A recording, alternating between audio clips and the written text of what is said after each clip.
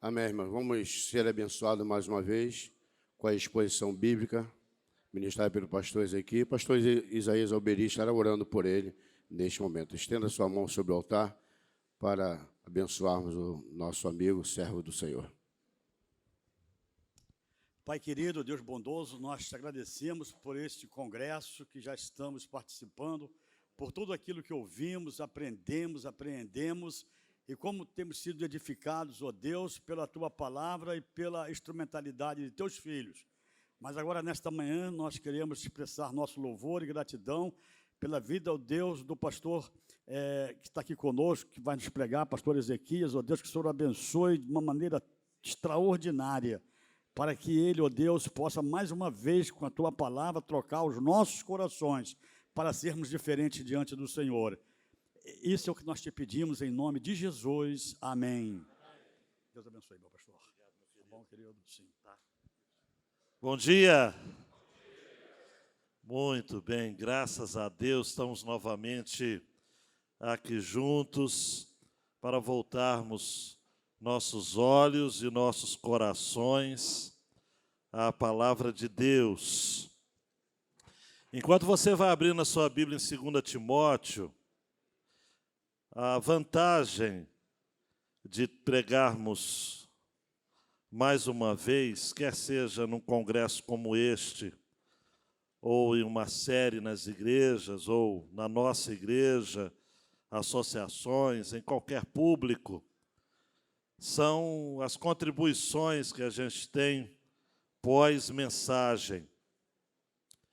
E eu admito que muitas dessas contribuições que são dadas por pessoas das mais diversas. Eu não faço acepção de pessoas quanto a contribuições, porque são insights poderosos da palavra de Deus.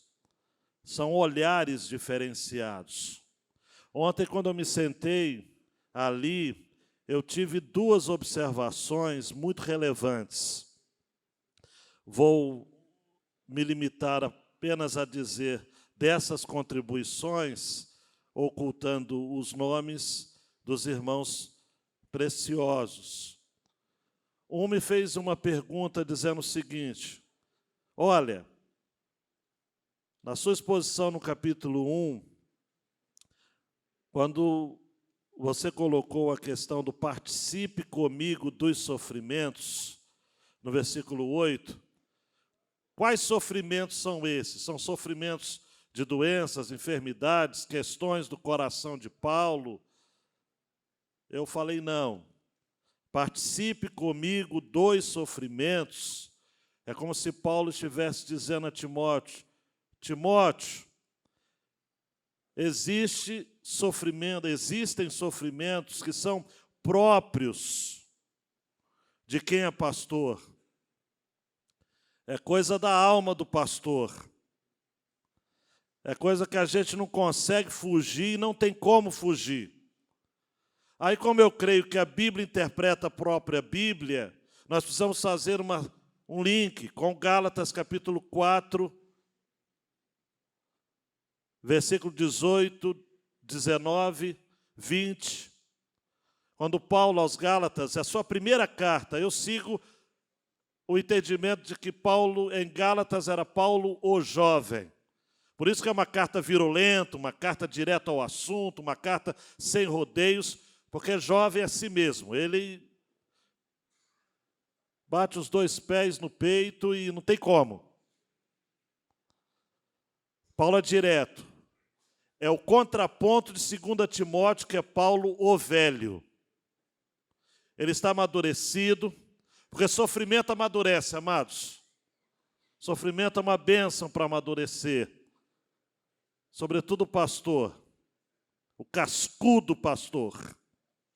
Aos Gálatas ele diz, é bom ser sempre zeloso pelo bem, e não apenas quando estou com vocês, meus filhos, por quem de novo estou sofrendo as dores de parto, até que Cristo seja formado em vocês. Bem que eu gostaria de estar agora aí com vocês e falar em outro tom de voz. Ele mesmo admite que ele, vez por outra, erra no tom. Não no que está escrito, porque o que está escrito é inspirado, mas naquilo que estava no seu coração, em ebulição. Não se lembre que Paulo é um touro indomável. Paulo é um homem, usando um neologismo que já virou moda, Paulo era imparável.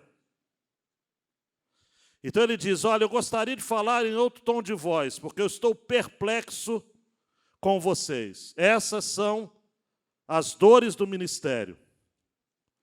Eu disse ontem, alguns não estavam, de que Paulo, a 2 Timóteo, é uma carta diferente da 1 Timóteo por várias razões, e uma delas é essa. Em 1 Timóteo e Tito, não importa a ordem que você colocar, de qual foi primeiro escrita, naquele período curto em que Paulo sai da prisão domiciliar, vai para Éfeso, é preso em Troade, ele visita Timóteo, encoraja Timóteo, seu coração está pesado, ele se preocupa com as igrejas da Creta, manda Tito, que é mais operacional, ir lá para colocar em ordem as igrejas, mas ele fica com uma pulga atrás da orelha, me permito usar essa expressão, porque ele está vendo que Timóteo está quase murchando.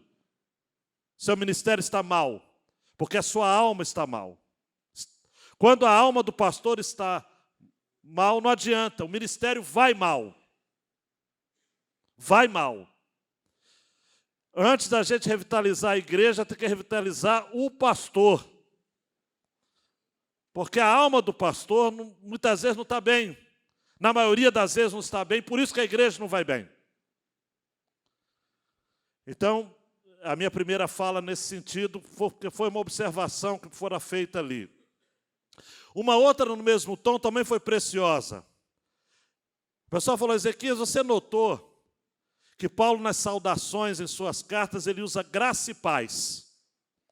Para Timóteo, ele usa graça, misericórdia e paz. E eu pensei inicialmente que era por ser uma carta pastoral, mas Tito ele não faz isso. Ele só fala com Timóteo. Graça, misericórdia e paz. E como eu procuro, não responder de pronto, eu disse, eu vou pesquisar sobre isso. E aí aprendi com William Hendrickson, que vai dizer o seguinte, Paulo pode ter usado misericórdia apenas para Timóteo por duas razões. A primeira delas é porque misericórdia evoca a afetividade. Misericórdia é compaixão, é ternura. É coração na miséria do outro. E Paulo tinha com Timóteo um relacionamento distinto. Ele era o amado Timóteo, o filho Timóteo. Aos Filipenses ele vai dizer, ele trabalhou comigo como um filho trabalha junto com seu pai. A segunda razão que Hendrick se sugere, e eu me apego nela demais pronto, é porque Paulo sabia que Timóteo estava vivendo um momento difícil. E em momentos difíceis, a graça e a paz precisa ser acrescida de misericórdia.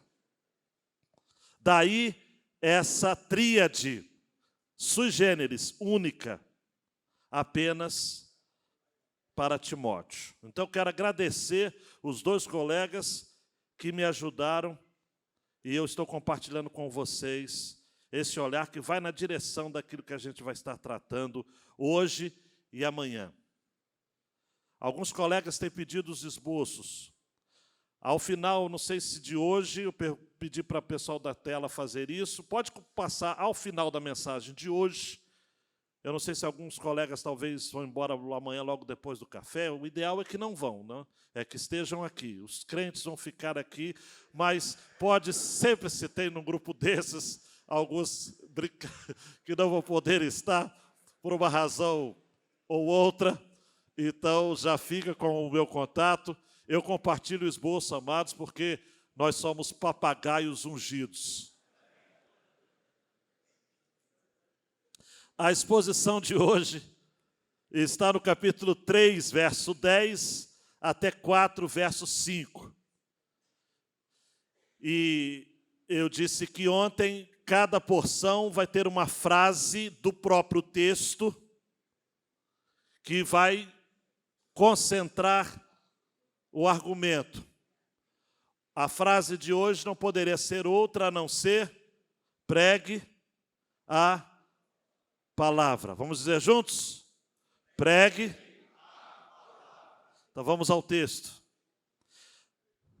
Mas você, 3:10, tem seguido de perto o meu ensino, a minha conduta, o meu propósito, a minha fé, a minha paciência, o meu amor, a minha perseverança, as minhas perseguições e os meus sofrimentos, os quais tive de enfrentar em Antioquia, Icônio e Listra. Só para abrir um parênteses, Timóteo era de Listra. Então, quando ele falou isso, Timóteo remeteu-se lá em Atos capítulo 16. Quantas perseguições sofri, porém o Senhor me livrou de todas elas. Na verdade, todos os que querem viver piedosamente em Cristo Jesus serão perseguidos. Quer viver piedosamente? Prepara o lombo. Mas os perversos e impostores irão de mal a pior, enganando e sendo enganados. Quanto a você, e aí eu fico ouvindo Paulo falando, quanto a você, Timóteo, permaneça naquilo que aprendeu e em que acredita firmemente, sabendo de quem você o aprendeu. E que desde a infância você conhece as sagradas letras que podem torná-lo sábio para a salvação pela fé em Cristo Jesus. Toda a Escritura é inspirada por Deus e útil para o ensino, para a repreensão, para a correção, para a educação na justiça, a fim de que o servo de Deus seja perfeito e perfeitamente habilitado para toda boa obra. Diante de Deus e de Cristo Jesus, que há de julgar vivos e mortos pela sua manifestação e pelo seu reino, peço a você com insistência. É quase como se Paulo dissesse hoje em dia, pelo amor de Deus, Timóteo, pregue a palavra, insista, quer seja oportuno, quer não, corrija, repreenda, exorte com toda a paciência e doutrina, pois virá o tempo em que não suportarão a sã doutrina. Pelo contrário, se rodearão de mestres, segundo as suas próprias cobiças, como que sentindo coceira nos ouvidos. Eles se recusarão a dar ouvidos à verdade, entregando-se às fábulas. Mas você, seja sóbrio em todas as coisas, suporte as aflições, faça o trabalho de um evangelista, cumpra plenamente o seu ministério. Por favor, Deus, mais uma vez, faz mais uma vez, derrama sobre nós mais uma vez da sua porção, do seu poder. Abra os nossos olhos, aqueça o nosso coração outra vez, Senhor, mais uma vez, no nome de Jesus. Amém. Deus nos deixou em sua palavra instruções claras de como devemos nos portar neste mundo. Eu fico com cuidado de falar isso para não parecer alguém que desmerece uma abordagem mais contemporânea, mais visionária acerca desse tempo.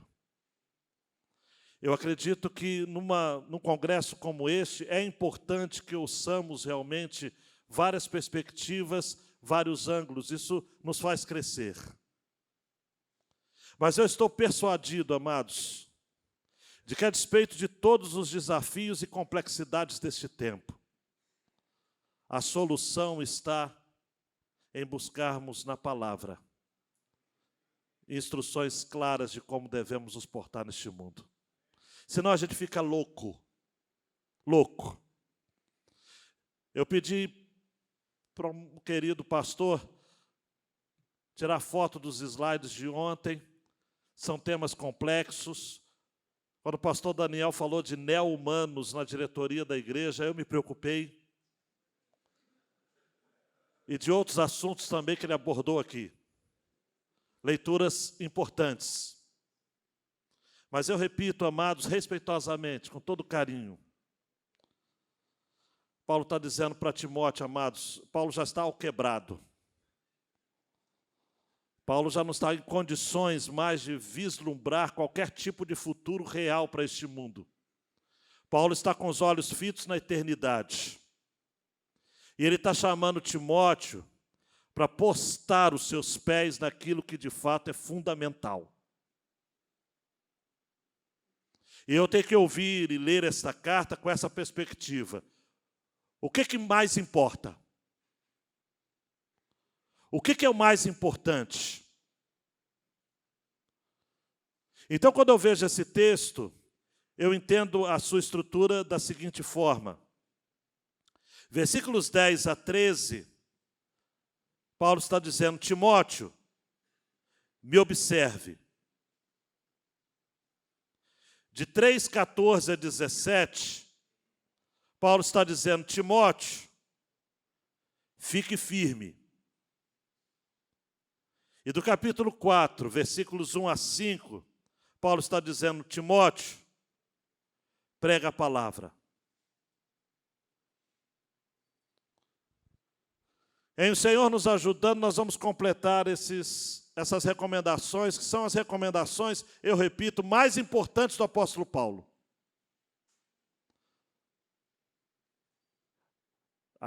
A segunda carta de Paulo a Timóteo, Paulo está cobrando lealdade ao jovem pastor. Essa porção ele começa dizendo, você tem seguido de perto.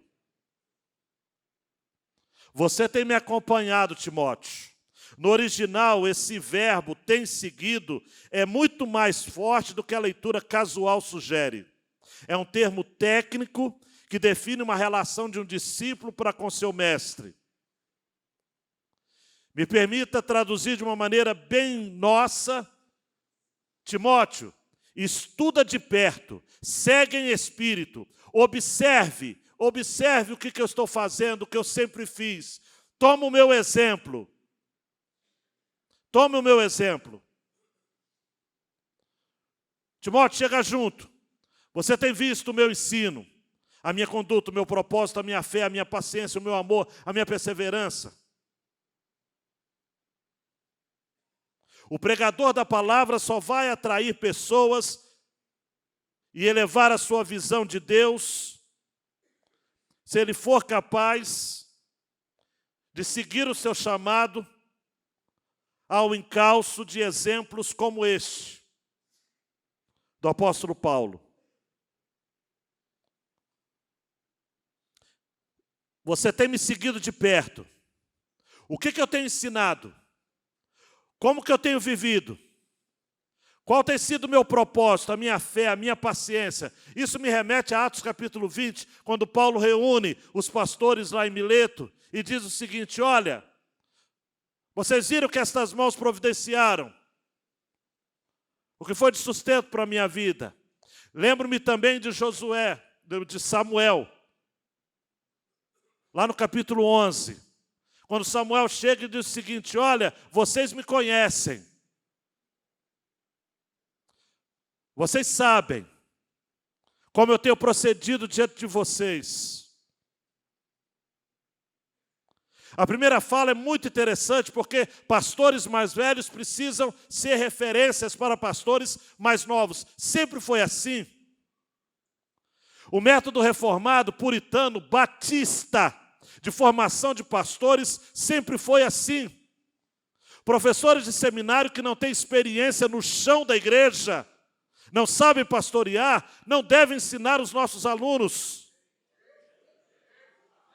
Nós precisamos de gente, amados, que possa dizer: você tem me observado.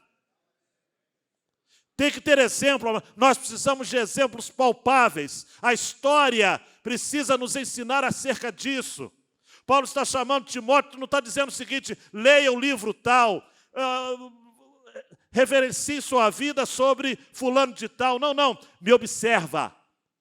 Isso me faz lembrar Atos capítulo 3, quando Pedro e João vão dizer para aquele cego na porta de Formosa: olhe para nós. Essa história de que olha para Jesus, olha para Jesus, olha para Jesus nada, o povo está olhando para você. Você precisa ser o Jesus que a igreja vai olhar. É isso. O pastor extraordinário nada mais é do que uma cópia do pastor extraordinário, que é Jesus. João capítulo 10, eu sou o bom pastor. A referência é ele, amados. Sempre disse respeito a ele. O ministério, o evangelho, tudo na vida cristã, nunca disse respeito a nós, amados. Eu não sei quem inventou isso, eu sei, e você sabe também. Então Paulo, quando fala, me observa, Timóteo, me observa. Ele já tinha falado de uns cidadãos lá chamados Janes e Jambres, né? E já havia dito que esses feiticeiros que resistiram a Moisés, eles não iriam longe, não foram longe, não irão longe. Aqueles que têm a mente corrompida, reprovados, os maus exemplos, não vão longe, amados. Tudo são modismos, amados.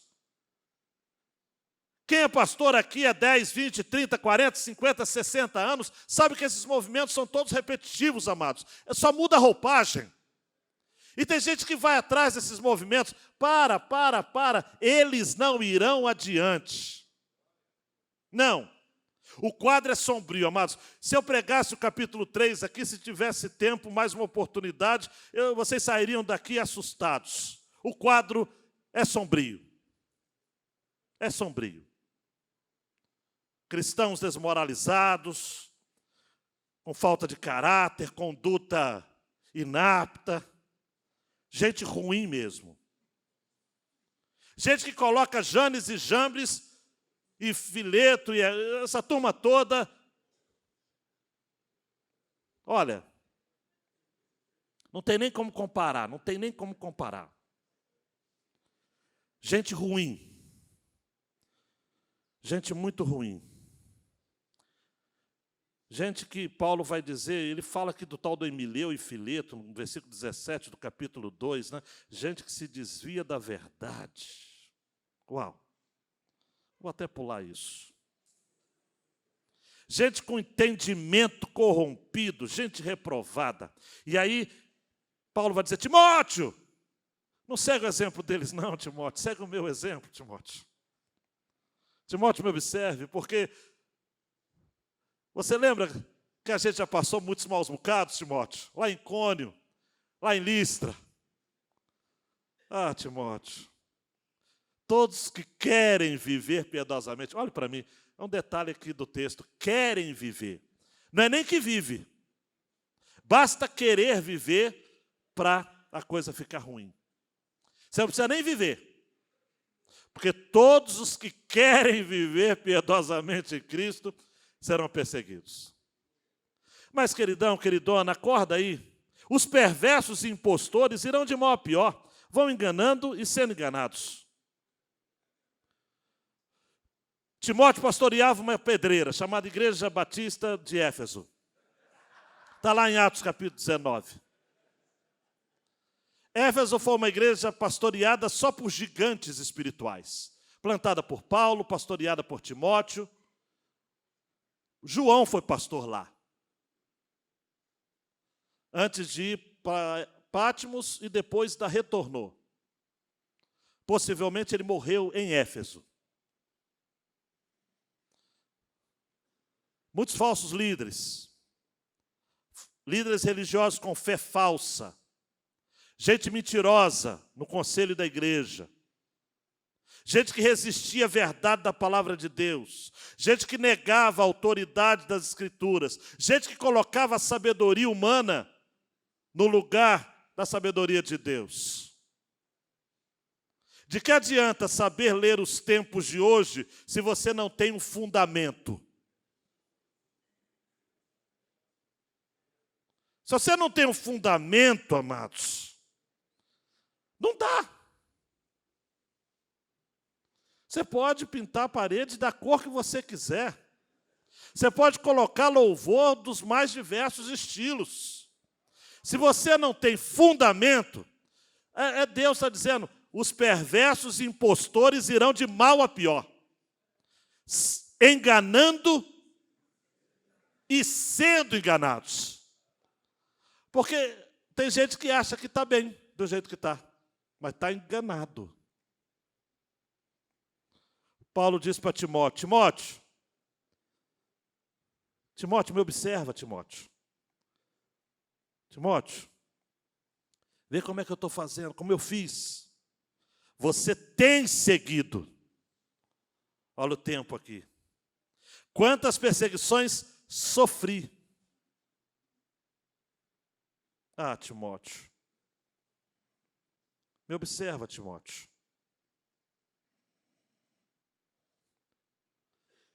Depois, a segunda porção diz, versículos 14 a 17, Timóteo, fique firme, Timóteo. Eu não posso me esquecer daquilo que eu disse ontem. Na verdade, Paulo está escrevendo essa carta para dizer, Timóteo, vem me ver, Timóteo. Onesíforo veio. E quando Timóteo teve coragem de ir, eu sigo essa cronologia, já era tarde, Paulo já estava morto, aproveitaram, prenderam o Timóteo, e quem escreveu aos Hebreus, ao final, vai dizer, glória a Deus, o irmão Timóteo já está solto. Timóteo ainda ficou preso um tempinho para ele aprender a ser pastor de verdade. Não atendeu a carta de Paulo, essa carta não foi atendida por Timóteo, não. É assim, amados, nós somos assim. E aí a fala de Paulo para Timóteo, fica firme, Timóteo. E aí ele diz assim, presta atenção aqui, ó, quanto a você, gente, mais intencional impossível, permaneça naquilo que aprendeu, em que acredita firmemente, sabendo de quem o aprendeu. Timóteo, não inventa moda, Timóteo. Timóteo, não inventa moda. Não adianta, Timóteo. Gente, a pregação continua sendo a coisa simples. É abrir o texto, ler o texto, explicar o texto, aplicar o texto, cantar o texto, orar o texto e terminar vivendo o texto. É isso. Timóteo, fica firme, Timóteo. Você lembra de mamãe? Você lembra da sua avó? Você aprendeu isso desde a infância. O termo no grego aqui é inusitado. Porque o termo no grego aqui é recém-nascido mesmo. Vai entender, né? Das várias palavras relacionadas à criança ou infância, Paulo escolhe a palavra aqui que diz respeito ao bebê recém-nascido. Talvez por conta daquilo que Calvino disse, de que junto com o leite materno, Timóteo foi irrigado com piedade, conhecimento a respeito de Deus. Desde a infância, a NVT traduziu assim, lhe foram ensinadas as sagradas escrituras que lhe deram sabedoria para receber a salvação que vem pela fé em Cristo Jesus. Amados, os pais ensinam tantas coisas aos seus filhos hoje em dia, leem tantos livros, se utilizam de tantas estratégias, e o que nós precisamos resgatar em nossos dias é o famoso discipulado familiar.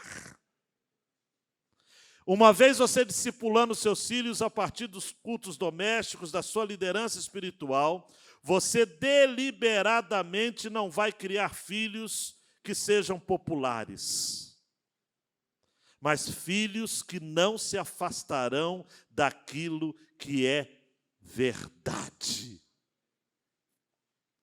Precisamos, e nossa igreja está nesta campanha, e acredito que muitas dessas igrejas aqui também, famílias edificadas sobre a rocha. Nós precisamos, amados. Timóteo era crente de berço. Timóteo havia sido moldado à imagem de Cristo e não à imagem da sua mãe ou do seu pai. Timóteo foi treinado na palavra, amados. E Matt Chandler vai dizer de que esse treinamento em retidão não é uma competição ou uma passarela para exibições egoístas. Não. Era testemunho. Sagradas letras. E aí vem um texto clássico falando sobre a inspiração das Escrituras, e John Wesley vai usar uma forte lógica para provar a origem divina das Escrituras. A Bíblia foi concebida por uma das três fontes: por homens bons ou anjos, por homens maus ou demônios, ou por Deus. E aí Wesley diz, primeiro, a Bíblia não poderia ter sido concebida por homens bons nem por anjos, porque ambos não poderiam escrever um livro em que mentissem, em cada página escrita em que houvesse as palavras, assim diz o Senhor. Segundo, a Bíblia não poderia ter sido concebida por homens maus ou demônios, porque não poderiam escrever um livro que ordena a prática de todos os bons conselhos, proíbe pecados e descreve o castigo eterno de todos os incrédulos. Daí John Wesley conclui, a Bíblia foi concebida por Deus e revelada aos homens. Parece um contrassenso, amados, quase que um anticlímax. Eu, no Congresso de Pastores Batistas Fluminenses, defender a inspiração das Escrituras. Mas a gente precisa falar. O texto está falando. E também nós estamos vivendo um tempo complicado, amados. Onde a Bíblia é dito o seguinte, ela é suficiente, mas... Aí não dá. Onde a Bíblia tem sido usada como pretexto. Eu tenho uma ideia, e parece brincadeira de seminarista. 30 anos atrás eu estava no Seminário do Sul e havia essa brincadeira. Até hoje tem. Eu tenho uma ideia, só falta o texto. Um colega mais gaiato dizia o seguinte, eu já tenho uma boa ilustração, só falta o texto e o tema. E a gente brinca, a gente ri, mas quando esses obreiros amados entram no ministério, eles fazem a exata mesma coisa todo domingo. E aí eu preciso repetir a vocês, amados, por temor e tremor diante de Deus. 2 Pedro 1, 20 e 21. Primeiramente, porém, saibam que nenhuma profecia da Escritura provém de interpretação pessoal, porque nunca jamais qualquer profecia foi dada por vontade humana. Entretanto, homens falaram da parte de Deus, movidos pelo Espírito Santo. Eu creio, amados, que a inspiração da Bíblia é plenária, dinâmica, verbal e sobrenatural. Creio. Creio que ela é plenária porque toda a palavra é inspirada. Toda. Eu não creio apenas no sola escritura. Eu creio também no tota escritura. Toda. Toda a Bíblia. Tudo que for registrado é vontade de Deus. Eu creio que a inspiração ela é dinâmica porque Deus não anulou a personalidade dos escritores. A Bíblia não foi psicografada. A Bíblia foi inspirada, Deus não anulou, foi soprada por Deus. Deus não anulou a personalidade dos escritores. Eles puderam usar suas experiências, suas pesquisas, suas aptidões, a partir dos seus contextos. Mas até mesmo nisso, houve supervisão do Espírito. Eu creio. Uau! Por isso que a gente tem que ir ao contexto bíblico com segurança. Há muito do contexto bíblico que nos explica. A postura de Paulo, por exemplo, a 2 Timóteo, temos que investigar onde estava Paulo, o que ele estava passando, quem era Timóteo, qual a relação que eles tinham, qual a ligação que eles tinham. Eu creio também que a inspiração, além de plenária, além de dinâmica, ela é verbal. E aí eu tenho colegas que sentem calafrios quando eu falo isso. Eu creio que Deus se revelou por palavras, e as palavras inspiradas são a própria palavra de Deus. Eu creio que as nossas traduções de equivalência formal são excelentes, e são não inspiradas como os autógrafos, obviamente, mas são fidedignas. Na dúvida, vai ao original, pesquisa. Hoje nós temos recursos. Você não precisa ser um Luciano da vida que faz textos, escreve na mesa e fica toda hora passando por lá e para cá com os originais. Se você não tem essa sapiência, esse entendimento, vai estudar então. Vai estudar. Consulte várias versões. Agora, cuidado com essas paráfrases aí. Não vá com versões confiáveis, porque cada palavra tem um sentido. Eu comecei aqui falando, por exemplo, por que Paulo coloca misericórdia somente para Timóteo. Tem a ver, gente, pesquisa. Busca ajuda. Eu creio, amados. Sabe por que eu creio na inspiração verbal? Rapidinho aqui, só vou dar um argumento. Paulo, 1 Coríntios 2,13. Disto falamos não em palavras ensinadas pela sabedoria humana, mas ensinadas pelo Espírito, conferindo coisas espirituais com espirituais. Então são palavras. Deus se revelou em palavras. Deus não se revelou por imagens. Esse negócio da Bíblia ter imagem, figura, isso é coisa de catolicismo. A Bíblia não pode ter imagem. Você até pode assistir filmes e cenas, eu gosto do The Chosen, mas eles apelam muito, tem que ser muito cuidadoso. Porque quando se reproduz para cenas, quando você tem que trabalhar arco narrativo, não adianta, mexe no sentido. A revelação é palavras. Você precisa ser um amante de palavras. Deus se revelou por palavras. E creio que, por fim, a inspiração é sobrenatural, porque ela foi originada em Deus, Pai, produz efeitos sobrenaturais do homem regenerado. Amados, só crente entende a Bíblia. Eu já disse para vocês que um dia eu conversando com alguém, e ele colocou uma opção de dúvidas da Bíblia. E a esposa dele ali do lado, pastor, falando assim, mas por que a Bíblia está assim? Por que Deus manda criar uma coisa? Quem criou o pecado? Quem criou o mal? E não sei o quê? E por que manda orar se ele já vai fazer as coisas? E ele foi me enchendo com aquelas perguntas. Foi me enchendo. Eu falei o seguinte, meu querido, para de ler a Bíblia. É o melhor conselho que eu lhe dou. Para de ler a Bíblia. Porque você está lendo a Bíblia para buscar reforço às suas argumentações. Quando o Senhor Jesus falou em João capítulo 3 para Nicodemos, importa que você nasça de novo. Nicodemos, amados, que era um doutor da lei, não conseguiria alcançar o sentido do texto se ele não fosse convertido. Por isso que Jesus falou, você tem que nascer de novo. No original, você tem que nascer do alto. Não adianta, amados. Se você ler a Bíblia como um livro puramente, exclusivamente humano, não vai dar, Deus não vai se revelar a você. A Bíblia é um livro humano divino. A origem da Bíblia é divina. Só quem nasceu de novo consegue compreender as Escrituras. Por isso que o versículo 17 diz, a fim de que o servo de Deus seja perfeito e perfeitamente habilitado para toda boa obra. Então a Escritura, ela é inspirada por Deus, ela é útil para o ensino, para a repreensão, para a correção, para a educação na justiça, mas é para o servo de Deus. Não adianta, amados. A gente que já está no ministério há tanto tempo, a gente vê gente que pregava, que ensinava bem as Escrituras, e hoje está desviado. Mas por quê? Porque não era convertido. Mas a pessoa que não é convertida, ela pode entender detalhes do texto, fazer determinadas aplicações quanto ao nosso contexto, sim, mas não transforma vidas, se não transformar a sua própria. E mesmo transformando as outras pelo poder da palavra, porque Spurgeon vai dizer que até o diabo, pregando o evangelho, tem conversão.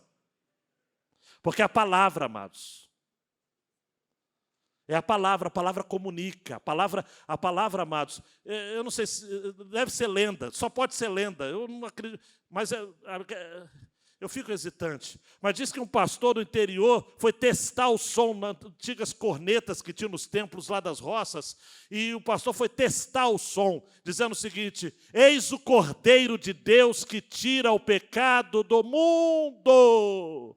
E estava um homem trabalhando na roça lá longe, ouviu aquilo, foi arrebatado pelo Espírito, foi salvo, convertido na hora. A palavra.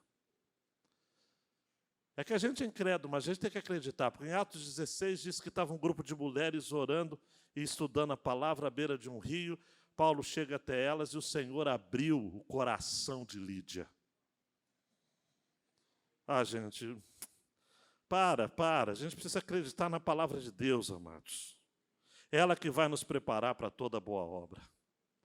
E daí que vem o último conselho de Paulo. Timóteo, já que eu estou falando mesmo de palavra, prega a palavra então, Timóteo. Não prega da palavra, é diferente. Não prega com a palavra, é diferente. Não prega sobre a palavra, é diferente. Prega a palavra. E aí Paulo faz o seguinte, amados, olha que Paulo é extraordinário, Ele cria uma cena aqui, que é uma cena forense. Ele cria uma cena aqui de um julgamento. Ele usa termos aqui muito caros ao direito romano. Ele diz, diante de Deus, ele chama Deus, e diante de Jesus, são chamados para serem testemunhas. Que há de julgar vivos e mortos, e amanhã, querendo Deus, eu vou estar falando sobre essa questão da coroa da justiça. Ele vai julgar. Pela sua manifestação e pelo seu reino. Então, com todo eu faço uma solene exortação. Prega a palavra. A NVT traduziu assim, eu lhe digo solenemente. Eu gosto da equivalência formal, mas tem algumas traduções da equivalência dinâmica que vale a pena.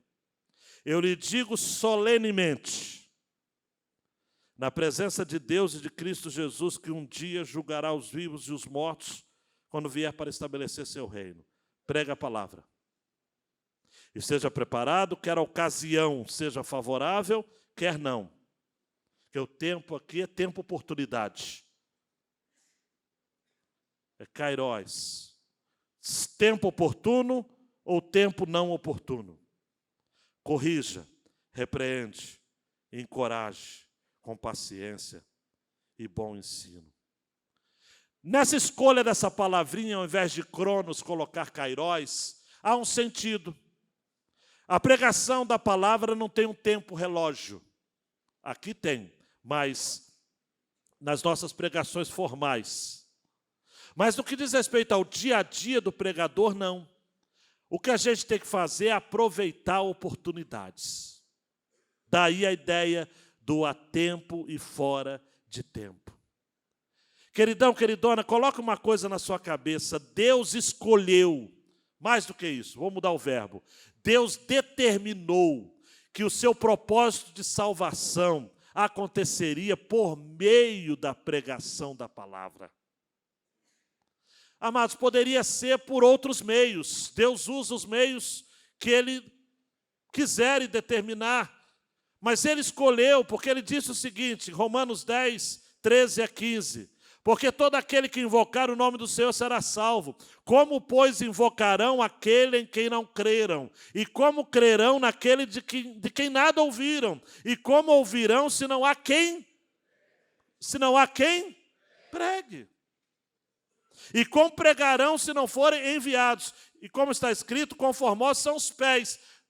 Se eu fosse escrever, porque eu seria muito profano para dizer, conformosas são as bocas, os lábios. Mas ele diz, conformosos são os pés, porque a palavra é movimentada pelos pés dos arautos. É a palavra para pregação aqui. Quando Paulo vai dizer no capítulo 1 também, para isto eu fui designado pregador, 1:11.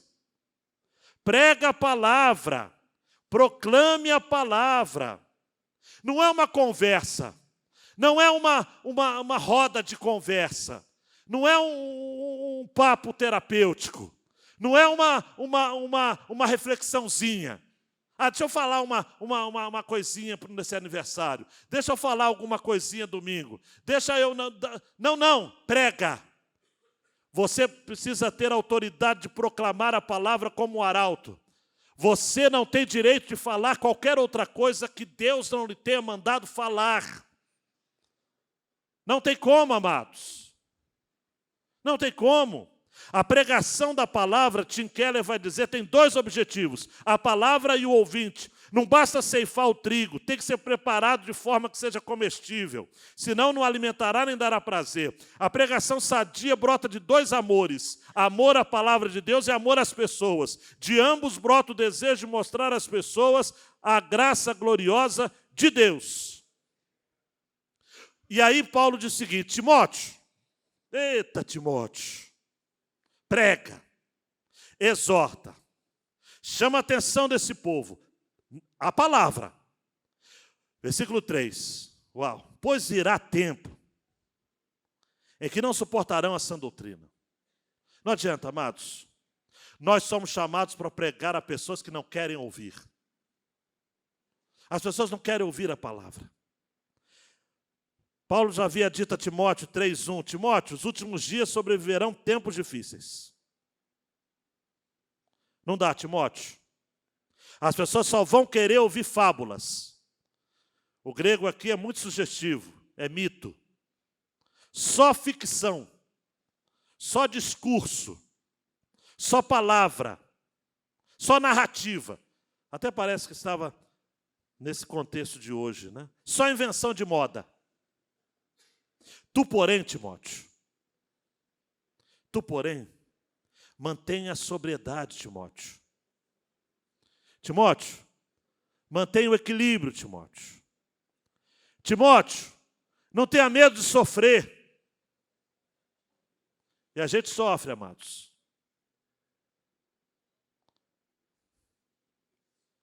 Uma vez Spurgeon, que se dedicava ao seu ministério de tal modo que ele lia 12 livros por mês. Spurgeon lia 12 livros por mês. Mas mesmo com este rigor intelectual, certa feita ele disse aos alunos: amarás o Senhor teu Deus de todo o teu coração é talvez mais fácil aceitar do que amá-lo de todo o entendimento.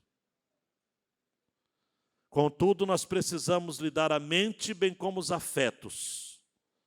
E essa mente deve estar bem suprida, para que não lhe ofereçamos um cofre vazio. O nosso ministério exige a mente.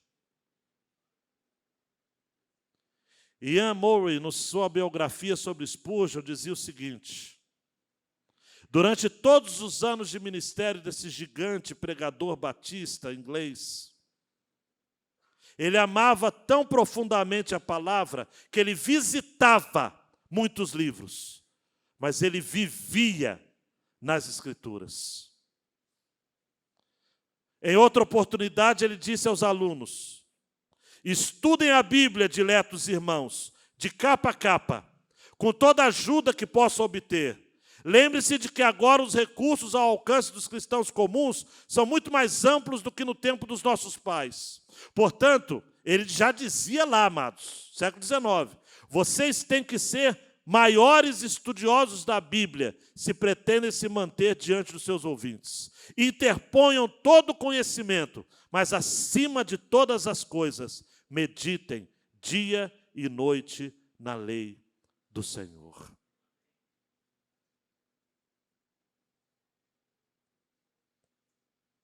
Não dá, amados? Paulo está dizendo: Timóteo, seja sóbrio, suporte as aflições. Timóteo, faz o trabalho de um evangelista. Siga o evangelho, pregue o evangelho. As pessoas precisam ouvir o evangelho. Nada mais. O autor aos Hebreus diz que a palavra de Deus é viva e eficaz. Hebreus 4:12. Você sabe disso? Priorize a palavra de Deus.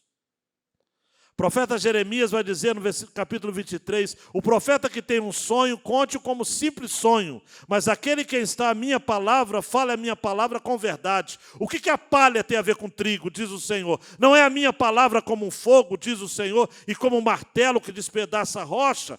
Portanto, eis que eu sou contra esses profetas, diz o Senhor, que roubam as minhas palavras uns dos outros. Eu sou contra esses profetas, diz o Senhor, que pregam a sua própria palavra e afirmam, ele diz, eu sou contra os que profetizam sonhos mentirosos, diz o Senhor, e os contam, e com as suas mentiras e leviandades faz o meu povo andar errante. Eu não os enviei, nem lhes dei ordem alguma, e eles não trazem nenhum proveito a este povo, diz o Senhor.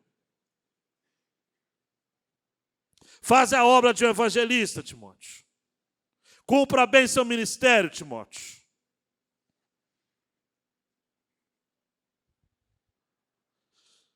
O Tozer vai compartilhar algo que eu quero compartilhar ao fim desta mensagem, em relação à pregação. Porque para observar bons exemplos e ser bons exemplos, o cerne é a palavra. Para se manter firme, nós precisamos nos manter firme num fundamento. E o fundamento é a palavra de Deus. E nós não temos outra fala diante do povo a não ser a palavra. Tozer vai dizer o seguinte, e ele já avisa antes, você segura aí. Permita-me chocá-lo neste ponto. Uma pessoa naturalmente brilhante pode realizar atividades religiosas sem possuir um dom especial de Deus. E a gente conhece muita gente assim. Gente brilhante. Gente que fala, que encanta, mas que não tem nada de Deus. Enchendo os púlpitos de igrejas toda semana, estão alguns que usam somente habilidades culturais e treinamento especial. Alguns são conhecidos como expositores da Bíblia, porque é possível ler e estudar comentários e, em seguida, repetir o que foi aprendido sobre as Escrituras. É o famoso pavão homilético. Sim, isso pode chocá-lo. Mas é verdade que qualquer pessoa aprende a usar frases religiosas e pode se tornar reconhecido como pregador. E aí se segura aí na cadeira. Se segura aí, tem mais. No entanto, Tozer diz, se alguém está determinado a pregar de modo que a sua obra e seu ministério permaneçam no dia do julgamento de fogo, ele deve pregar, ensinar e exortar com um tipo de amor e preocupação que vem somente por meio de um dom genuíno do Espírito Santo. Algo que está além das capacidades do próprio indivíduo. Não adianta, amados. Se não tiver unção, não adianta. Não adianta, amados. Uns são, outros não são, não adianta. A pregação, ela é diferente. Tem coisa que não anda, mas se a coisa só for técnica, tem que ser técnica, tem que ser estudo, tem que ter fundamento, mas tem que ter o coração aquecido. Eu me lembro de Lucas 24 sempre. Não nos aquecia o coração enquanto ele falava.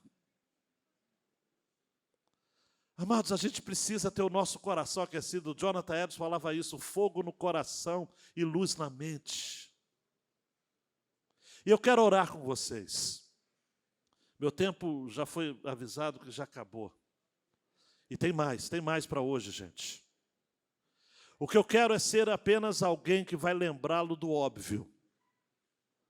Do óbvio. Porque nós somos pastores que não temos, amados, outros recursos que não sejam espirituais, vindos de Deus, a palavra e a dependência de Deus. Eu lembro de uma história que meu pai deve contar até hoje, lá em Sumidouro. E eu, criança, ouvi essa história. Ele dizia que, parece que Rui Barbosa, que tinha um apreço pela palavra de Deus, chamou um dos seus assistentes e disse o seguinte, traga-me o livro. E o cara foi lá e pegou uma enciclopédia, um livro de direito. Rui Barbosa era um homem de muitos saberes. E ele entregou para Rui Barbosa e disse o seguinte, Meu filho, eu lhe pedi. Eu lembro que quando meu pai falava, ele falava com a ênfase de pregador, né? Eu lhe pedi, meu filho, traga-me o livro. E, amados, nessa história de ida e vinda, enquanto o homem não pegou uma Bíblia e entregou para Rui Barbosa, disse, agora sim. Amados, você não pode saber mais das pessoas a partir de qualquer fonte que não seja a palavra de Deus. Você não pode saber mais de gestão, de administração, se isso não estiver fundamentada na palavra de Deus. Os outros saberes são complementares. A essência é a palavra de Deus. Nós precisamos orar, Senhor, eu quero a sua palavra. Eu quero comer da sua palavra. Eu quero visitar outras obras, mas eu quero morar na sua palavra. Eu quero. Abaixa a cabeça, você pode orar comigo? Você pode orar comigo? Você pode pedir a Deus que tenhamos de fato um ministério centrado na palavra de Deus? Não adianta falar, amados, que nós os batistas somos o povo da palavra de Deus, se não formos de fato, na prática, no dia a dia, a palavra de Deus. Falar sobre a palavra não é pregar a palavra. Dizer acerca da palavra não significa nada. Nós precisamos construir os nossos ministérios na palavra. Amanhã, se o Senhor Jesus não voltar antes, Ele pode voltar a qualquer momento, eu creio. Paulo vai se despedir de Timóteo, se despedir, dizendo que ele não está sozinho, que tem amigos, mas que tem algo aguardando a ele. O que Paulo confiava aqui era na eternidade, amados. Paulo, cada vez que pregava, 1/3 do ministério do apóstolo Paulo aconteceu enquanto ele estava preso. Ele vai escrever a Timóteo. A gente passou por esse texto, não o expondo, mas passamos as páginas. Eu estou preso, mas a palavra está livre. Nós precisamos crer, amados, que a palavra de Deus, ela é mais importante que nós. Ela é mais importante que as nossas igrejas. Muito mais importante. Por isso eu quero que você pegue a sua palavra agora, a sua Bíblia, coloque contra o seu peito. E você diga, Senhor, que eu seja uma referência para os mais novos. Que eu possa poder dizer, me observe. Observe meu ensino, a minha conduta, o meu propósito. Que você tenha convicções fortes acerca da inspiração das Escrituras. Plenária, dinâmica, verbal, sobrenatural. E que você tenha um compromisso de pregar a palavra aproveitando todas as oportunidades que certamente o Senhor vai lhe dar. Deus, que neste congresso eu ouso a dizer, Senhor, nos batize na sua palavra, Senhor. Nós que já somos salvos, nós que já somos servos do Senhor, mas a gente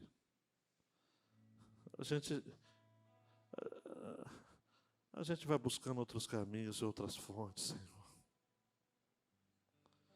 Não dá. A gente precisa da sua palavra, Senhor. Nos dê um banho da sua palavra para renovar nossa alma, para nos lavar. Se lavar mesmo de propósito, para a gente rever nossa filosofia ministerial, para a gente levar a sério as coisas do Senhor. Ah, Deus, eu sei de alguns colegas aqui que estão fazendo essa oração, e eu faço a mesma. Quem tiver coragem diante do Senhor vai fazer.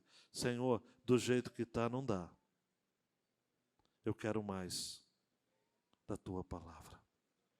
No nome de Jesus. Amém.